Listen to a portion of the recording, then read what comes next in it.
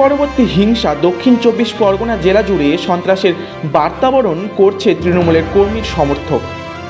সর্বোচ্চ জায়গায় আক্রান্ত হচ্ছে বিজেপির কর্মীরা, ঘর ছাড়া হচ্ছে তারা, ঘর বাড়ি ভাঙচুর হচ্ছে, দখল করে নিচ্ছে, বারবার অভিযোগ করছেন বিজেপির নেতৃত্বরা।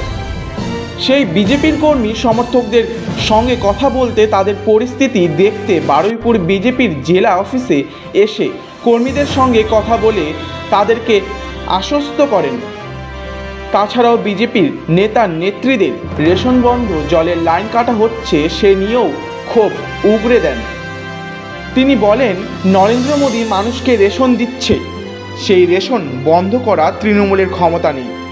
তাছাড়াও জলের ব্যবস্থা করছে কেন্দ্রীয় সরকার, আর মিথ্যা প্রতিশ্রুতি, হিংসা, রাজনৈতিক বার্তাবরণ করছে জেলা জুড়ে।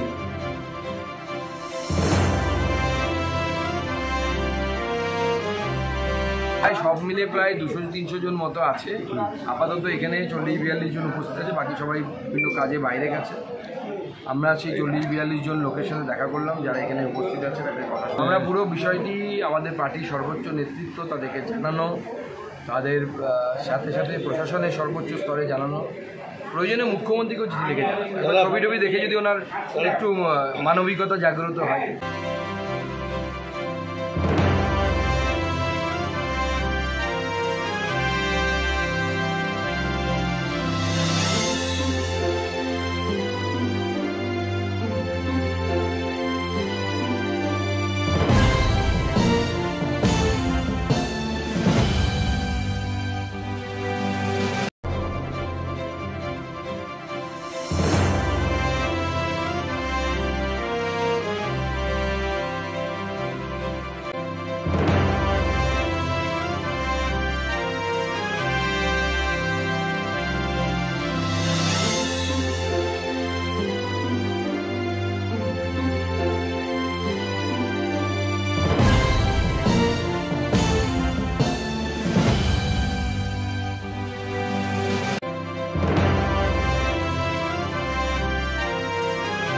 Bureau report, royal Bangla TV.